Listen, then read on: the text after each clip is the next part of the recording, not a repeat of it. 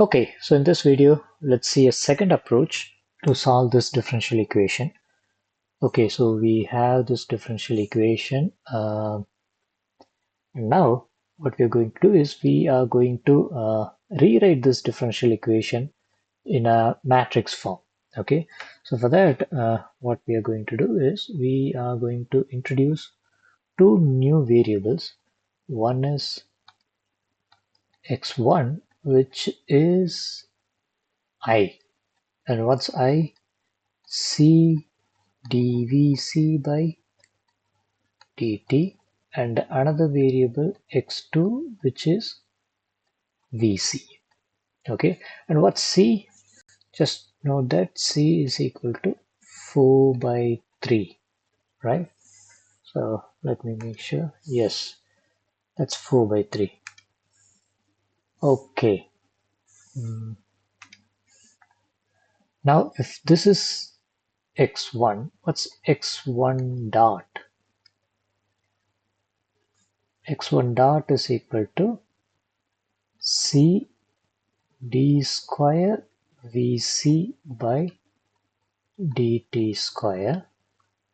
Okay, and that I could write it as, maybe let me write it here, x1 dot is equal to c d square vc by dt square, which is equal to 4 by 3 into, so in the place of d square vc by dt square, let me use these things, okay, which is minus 4 dvc by dt, and then minus 3 vc, and then once again plus 4 by 3 into 4. That's it. Okay, so now let's see for what's x2 dot. X2 dot is equal to dvc by dt, but from this one what I can say is x2 dot is equal to x1 divided by c, right? And that's 3 by 4 x1. Okay, and let me rewrite this one. This is 4 by 3 into minus 4. And what's dvc by dt? Can I write it in terms of x1 and x2? Dvc by dt, I could write it as x1 by c, right? So x1 by c, but this is c, right? So anyway, I'll cancel it later. Minus 3. What's vc? Vc is x2. So let me just write it x2. Okay, and plus I think this is not 4, this is 3, right? So 3 will get cancelled and I will just get 4. Okay, so if I substitute c, which is actually 4 by 3, okay, in the place of c, if I put 4 by 3, what I will get? Minus 4 x1 minus 4 x2 plus 4. That's x1 dot. Okay, and what's x2 dot? That comes from here, which is 4 by 3 x1. Maybe for the sake of completion, I will also write plus 0 x2. Okay, and now we have this differential equation. Okay, and I'm going to write this differential equation in a matrix form. Okay, the following manner: x1 dot, x2 dot, okay, which is equal to -4 -4 3/4 0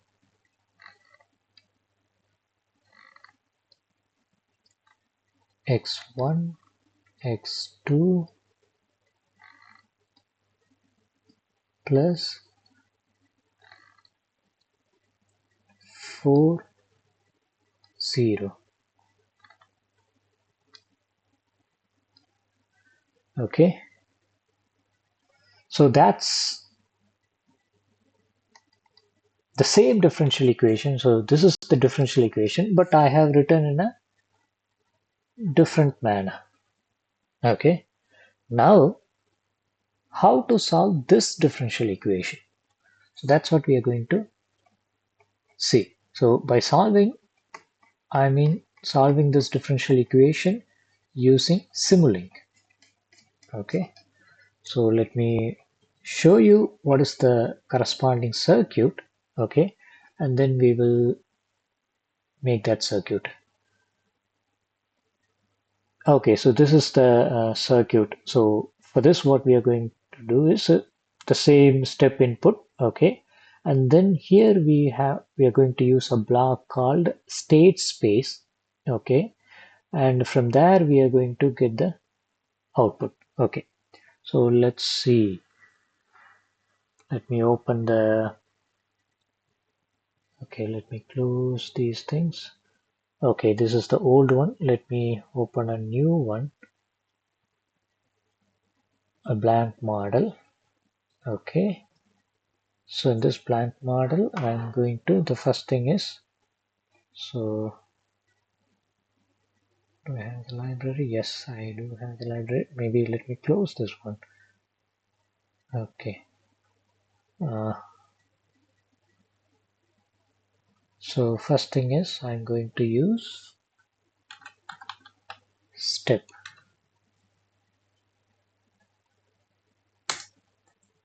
So as the step, yes. Okay, I have the step, and the next one is state space.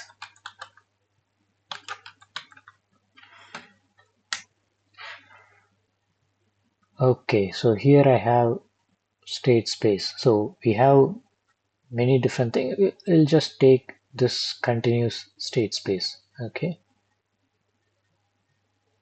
Okay, and then let's take scope. Scope for seeing the results, right? Right. Okay. So now let's just connect all the blocks. Okay. Now how should I give the differential equation as an input now? Okay. Now we have something here, but before that I will explain what is if you see, let me make it a little big. Okay, so we have something as x, u, and also something called y. Okay, I'll tell you what it is. So x is state of the state variable of the system. Okay, so if voltage is one state variable, if current is another state variable, then this x represents that voltage and current. Okay, what's y? Y represents among those state variables what I measure. Okay, maybe I could measure one of the state variable, or I could measure the a combination of state variable. Okay, say for example, the y could be the sum of the first state variable and the second state variable, or 3 into first state variable and 2 into second state variable. That's what y is. Okay, if d is not equal to d is equal to 0, otherwise it also depends on d. Okay, what is u? U is the input signal. Okay, So in our case, the input signal is the voltage source. Okay, now let's see how to give these values. Right, so now this A is basically, okay, maybe once again I'll go to the, so for this case, what's X,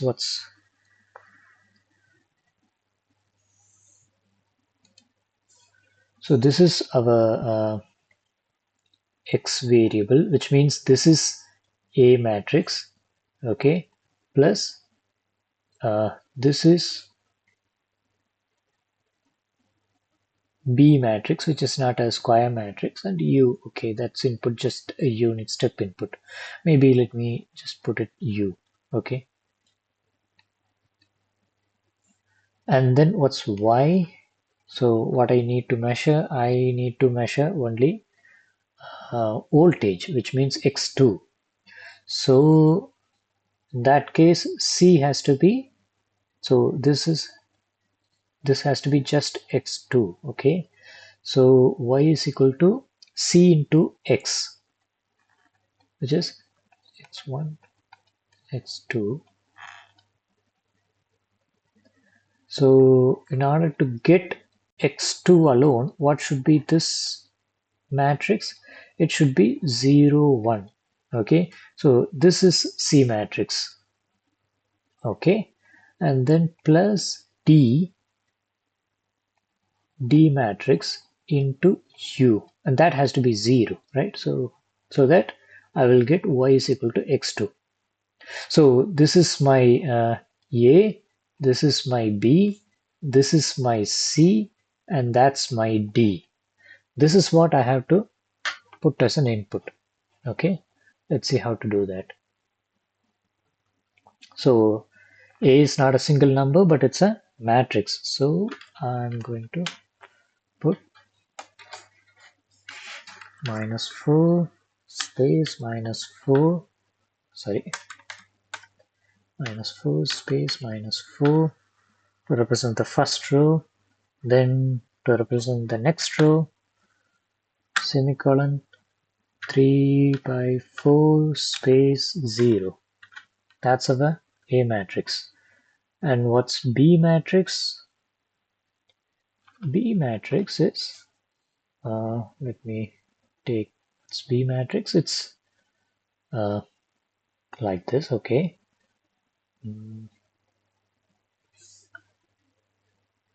0,